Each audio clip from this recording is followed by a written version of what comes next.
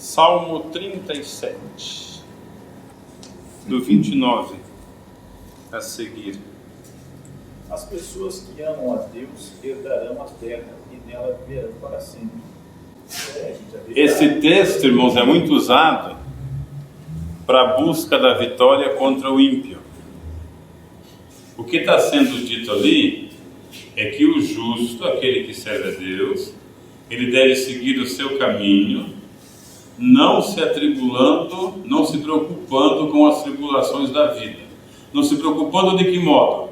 Não tentando trocar a fé por essas vitórias, mas buscar de Deus a graça, a justiça, a vitória, para suportar tudo isso sem pecar.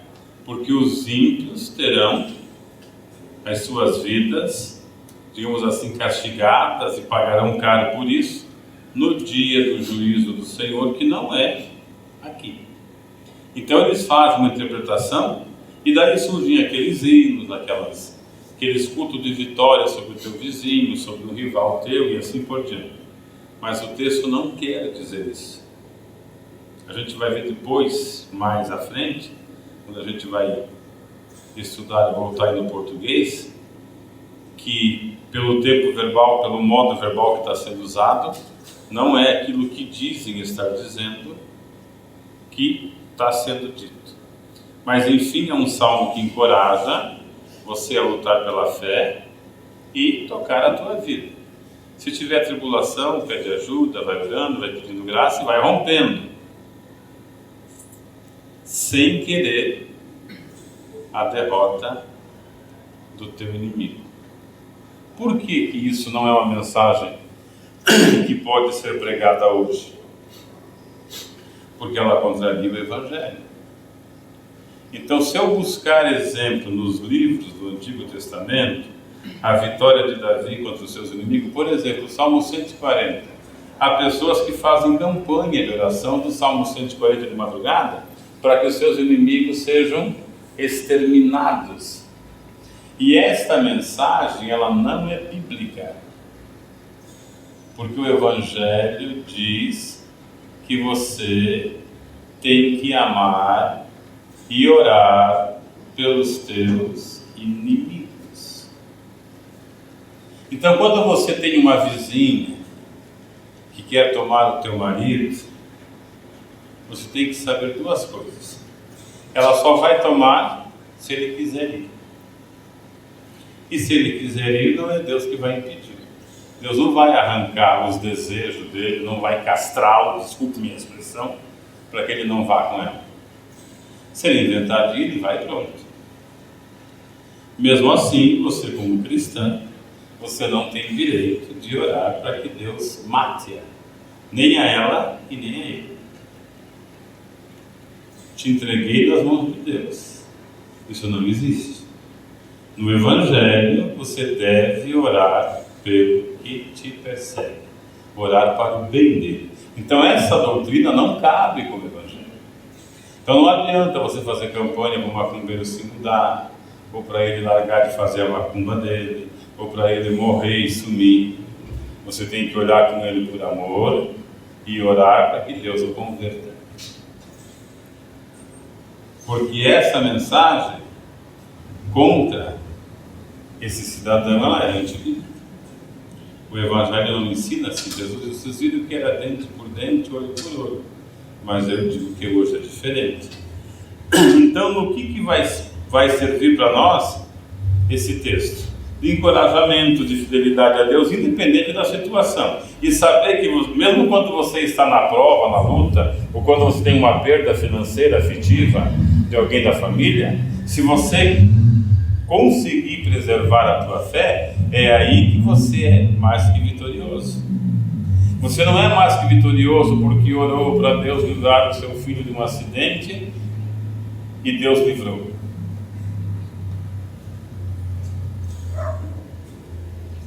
Você é mais que vitorioso se por acaso você orar para que Deus livre teu filho de um acidente, mas Deus conhecendo o coração dele e ele não querendo Deus, esse acidente acontece e você consegue, com toda essa dor, com todo esse sofrimento, continuar amando a Deus e seguindo a sua palavra, entendendo que todas as coisas colaboram para o bem daqueles que amam a Deus. É aí que você é mais do que vencedor, porque você, numa tremenda prova dessa, que seria uma prova de profunda dor, você conseguiu manter-se na fé. Então o Evangelho não te dá esses ensinamentos de vitória, né? Aquele hino que todo mundo gosta, e você que me viu chorando lá na... Ajuda aí, lá na plateia, agora você vai me vendo no palco, você vai se ferrar e eu vou me alegrar. Mas isso não é bom, né? Isso não existe, isso não é Evangelho. Você não me ajudou, agora eu estou aqui em cima, você está aí embaixo, você vai... Isso não é Evangelho, gente. E a má interpretação do texto bíblico, ela leva a isso. Você já viu aquele irmão que diz assim, já te entreguei na mão de Deus, aí cuidado, é para Deus matar, porque ele fez isso. Mas Deus não mata.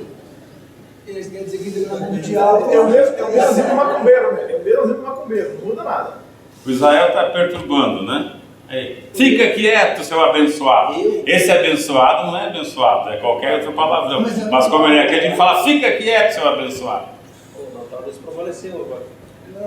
Eu já contei para o Natal onde que é o teu ninho, nós vamos lá fazer o churrasco. Então, irmãos, temos que tomar cuidado com isso. Essas interpretações, elas trazem isso. Você vê que no meio pentecostal, quando eu falar de pentecostal, não é porque eu sou contra, eu também sou. Mas é que são os pentecostais que fazem a confusão. Porque você já pensou a que ponto chegou esse evangelho? E é por causa dessas interpretações aí. Deus vai te matar e vai te ressuscitar e você vai morrer e eu vou sair por cima porque eu sou do Senhor. Isso não é evangelho. Nós precisamos abandonar isso. Está um pouquinho difícil, mas quem sabe até o final a gente seria a supervalorização do sino, Xavier. Ah, sim, né? Porque o que acontece hoje é o mercado. Né? É o mercado. Então o próprio escritor que escreve, quem se assenta para escrever essas coisas, ele já faz pensando no valor. É lógico, ele já faz para fisgar a galera. E outra coisa, a terceirização da palavra. Hoje a palavra, qualquer culto que você for, ela não tem mais que 40 minutos, não tem. Se você conseguir um culto de 40 minutos de palavra, o culto é bom. É 20 minutos e são, vamos colocar assim, 1h40 de cantação. Isso é geral. Lucas 9:51, assim, ó. E aconteceu que ao se cumprirem os dias em que seria levado ao céu, Jesus manifestou o seu semblante, a firme resolução de ir em direção a Jerusalém. E por isso enviou o mensageiro de sua frente, indo ele chegando a um povoado samaritano a fim de prestar pousada. Contudo, o povo daquela aldeia não recebeu por notar que ele estava prioritariamente a caminho de Jerusalém. Diante de tal situação, os discípulos Tiago e João propuseram: Senhor, queres que mandemos descer fogo do céu para que sejam aniquilados? Mas Jesus, mirando-os, admoestou-lhes severamente: Não sabeis vós de que espécie de espírito sois? O Filho do Homem não veio senão com o objetivo de não destruir a vida dos seres humanos, mas sim para salvá-los. Mas os pentecostais destroem. Eles viraram, torceram a Bíblia. Né? Eles fazem campanha, eles assinam um voto, eles põem o voto embaixo do altar, eles fazem, dão um jeitinho. Então isso é uma confusão.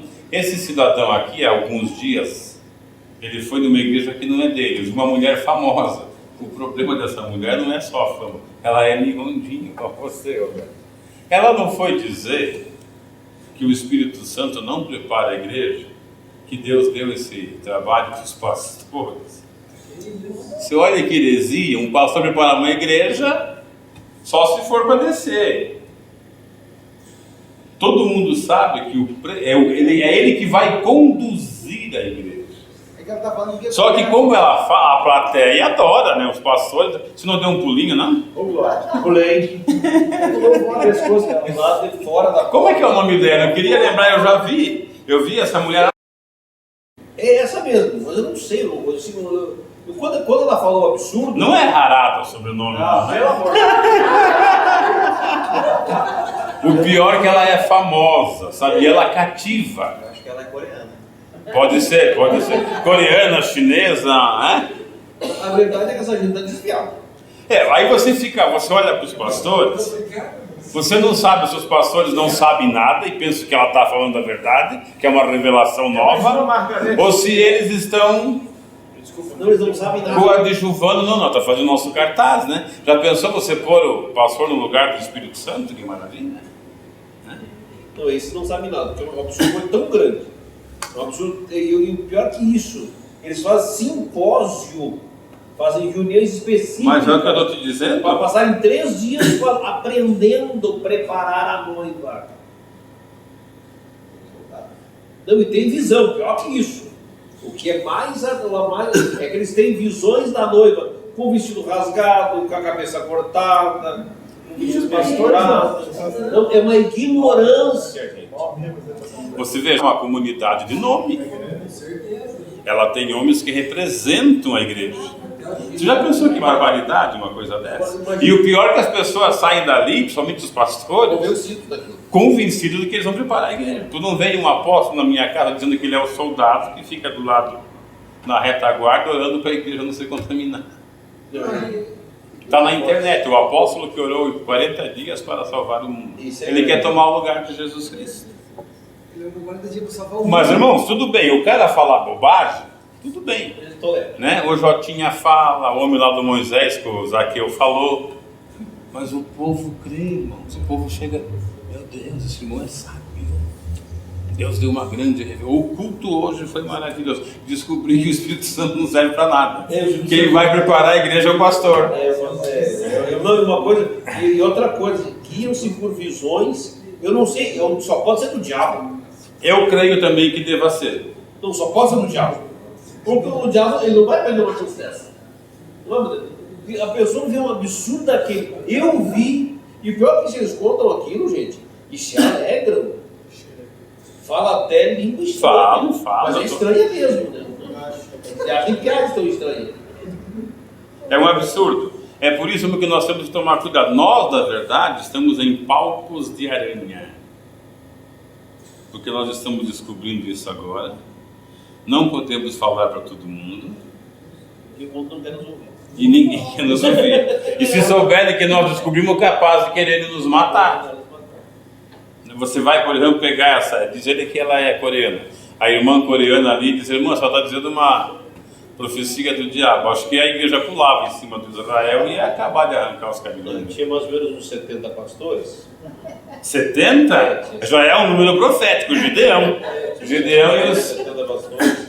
E aconteceu um apedrejamento ali, bem no mínimo. Ali. Mas é um absurdo isso. O pior que isso é que a igreja em si, se os pastores gostam disso, imagine o Zé Mané. O Zé Mané vai ser mato. Mas os os pastores gostam por causa disso, né, Zé? Você já pensou todo mundo crê que o pastor prepara a igreja para o céu? Não, é um absurdo. Vai todo mundo no pé do pastor. E tem outra coisa pior que isso. Tem gente que acredita na infalibilidade pastoral. Ah, sim, então igual o Papa. Que o pastor não faz. Eu tenho um anel, você quer beijar? Que o pastor não erra. Eu tenho um anel, você quer beijar? Que o pastor não erra. Gente, isso é o absurdo está indo. Não, já passou as raias da loucura, né? O que nós temos que fazer, se conseguirmos aprender, né? Porque também não somos os donos da verdade. Quando tiver oportunidade, esclarecer. Mas esclarecer para quem está interessado em aprender. Não vai arrumar encrenca com ninguém. Porque você vai se dar mal. E aí passaram. No comecinho da igreja, há uns 30 anos, para lá, 40 talvez, a coisa era mais séria e você buscava almas. Então, enquanto vinha esse interesse por ganhar almas, né, o problema de algumas interpretações erradas não eram tão fortes, tão perigosas. Elas aconteciam, falava-se alguma coisa, porque ninguém é dono da verdade, ninguém sabe tudo. E a igreja cria e a igreja continuou caminhando. Entre esses que se converteram, cresceram os fariseus, que são o joio, que é normal crescer, né, no meio do rebanho. Mas depois, com a mudança do foco evangelho, de resignação, de misericórdia, de pobreza de espírito, de perdão, de justiça, com a virada, né, para o evangelho da prosperidade, a coisa ficou grave. Então nós temos, digamos, como agravamento para a perda da salvação, uns 30 anos de igreja, 25, 30 anos para cá, ficando cada vez pior, porque agora não se oferece um evangelho que purifica. Pode ser que alguém de vocês, dependendo da igreja onde se converteu, ainda tenham recebido um evangelho mais legítimo, que oferecia-se a você uma mensagem na qual dizia-se que Deus, Jesus, queria salvar a tua alma e te levar para o céu. E você que estava buscando essa salvação, essa bênção de Deus, recebeu com esse intuito. Eu espero que vocês todos tenham aceitado o Evangelho por isso, para ser salvo, não para ficar rico, ficar famoso. Porque se vocês fizeram isso, tem que aceitar de novo. Nós podemos até fazer um apelo depois, vocês levantam a mão aí. O apelo não é também lá muito bíblico, mas a gente faz aí uma representação. Porque na verdade Jesus nunca chamou, né? Diz: quem quiser vir, venha. Nega aí você, põe a cruz e vamos para frente. Ele não diz: quem quer eu, quem me quer, né? Porque ele sabe que se ele fizesse isso, né, o povo ia atrás por interesse. Quando ele multiplicou o peixinho e os pães. Falei: esse cara é bom. Comeu 5.000 pessoas e sobrou 12 cestos ainda. Isso para o governador tu não precisa. Esse é tudo que nós precisamos. Nós vamos passando fome. Esses romanos cobrando um imposto terrível, está pior do que a Dilma Rousseff, era pior do que a Dilma. Esse camarada pega um pão e um peixe, faz comer 5.000 e ainda sobra. Vamos com ele. Aí Jesus falou: o negócio aqui na igreja, você tem que comer minha carne e meu sangue. Ele falou: não vai dar certo. Aí sumiram. De 5.000 ficou 12. Então essa situação, antigamente, não era tão real como é hoje. Hoje não se oferece salvação, se oferece soluções de problemas. E o povo vem. Na realidade, as pessoas vêm por interesse. Por interesse. É por isso que eu digo: quem está aqui que é fiel, né, como os irmãos que talvez, como eu, que me converti numa igreja que prezava no início a salvação de alma e depois mudou a sua política, quando você quer buscar a verdade, você encontra. Deus não vai te deixar desamparado. É por isso que você tem que respeitar a fé daquele irmão que ainda não enxergou, porque é muito complicado você mexer na convicção do outro. Você não pode chegar atacando, destruindo, né? Você não pode fazer isso nem com um macumbeiro. Você não pode dizer para um macumbeiro que o pai de santo dele, o Oxóssi, é um demônio, que ele é do Satanás. Ele vai te dar uns tapas na cara e faz muito bem. Você vai dizer que apanhou por amor a Cristo, mas não diz apanhou porque foi em Guarulhos, não respeitou o cidadão. Merece apanhar. Porque para ele, ele é gaúcho, mas não dá valor para o chimarrão. Esse camarada aqui é de Minas, né? E já gosta do chimarrão. De Minas, hein? Então você tem que considerar isso. É por isso que eu digo: se tem alguém que precisa de um apoio espiritual, está meio escandalizado, começou a ver que mas não está. Porque, irmãos, sejam sinceros.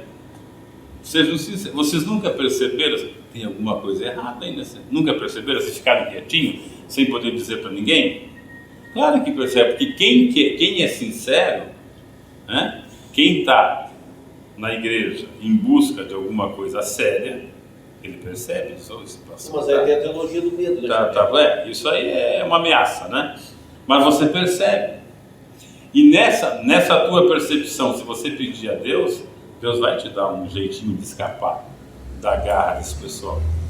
Mas o que eu quero é que vocês respeitem os credos alheios, seja ele qual for, espírita, satanista, assembleiano, quem for, porque você vai atacar, né? Não é mesmo? Então tem que aprender e guardar para si. Quando tiver oportunidade, esse camarada que veio, ele veio para fazer um debate comigo. Mas o que eu ia dizer para ele quando ele falou que ele não era noiva, que ele fazia parte do exército de Deus que orava e jejuava 40 dias por mês para purificar a noiva, a igreja, para que a igreja não pecasse. Você veja a ideia desse camarada, ainda dando-se o título de antropólogo e filósofo professor do Cefete. No Cefete eu confirmei, ele foi professor de filosofia mesmo. Foi professor de filosofia do Cefete. E é psicanalista. Tem um consultório. Eu liguei para a sociedade de psicanálise, ele tem registro. Eu tenho muita dificuldade em encontrar uma pessoa. Eu já falei isso, acho que para o irmão Antônio, né, irmão Antônio? Se o Israel chega lá em casa, eu falo alemão. Se ele chegar e dizer assim, Xavier, eu também falo alemão, e disser que garrafa é uma palavra que não seja, eu tenho dificuldade de dizer, Israel, você errou, não é. Irmão, como é que você me cortaria? Não, eu não. Então eu sou um caso especial. Eu não digo, eu tenho, porque fica chato. Mas esse cidadão, ele faz aí algumas palestras e ele traz. É para você ver, irmão, como é que está a igreja. Essa cidadã do Israel aí, amiga dele, que são amicíssimos, disse que o Espírito Santo não prepara a igreja, é o pastor. Aquele lá diz que é o soldado do exército de Cristo que ora e jejua para a igreja não pecar. Onde é que nós vamos parar, irmãos do céu? Jesus não tem soldado, meu Deus do céu. Onde é que nós vamos parar? Pastor, se eu quisesse uma legião, uma interpretação da Bíblia. Eu não sei. Eu não sei se ele não tem uma boa interpretação. Eu não sei se ele é, desculpem a expressão, se ele é um safado. Ou não sei se ele é meio tantão. Porque não tem como você avaliar um cidadão desse. Ele teve uma visão. É difícil isso. Não, isso tudo começa com uma visão. Difícil. Você até ficou o dia sem comer, passar mal. Aí ele começa chora, a enxergar coisa. ele chora à toa. Não deveria ser. Sabe? Esse assembleiano, vocês tenham paciência com ele, que ele é assim mesmo. Ele chega a uma conclusão, ele fala, ele não poderia ser um psicanalista. Porque ele começa a falar, já começa a chorar. Aquelas lágrimas comovem. Aí você olha em volta, está todo mundo chorando. Aí ele se aproveita do choro, daí já repreende o espírito de novo. E daí fala dessa revelação. E convida você para fazer parte o nome da igreja chama-se a Noiva de Cristo. É no quintal da casa dele. Um quintalzinho bom de 8.000 metros quadrados. Maior que o teu, né? Maior que o teu, né? Uma coisinha me tirou.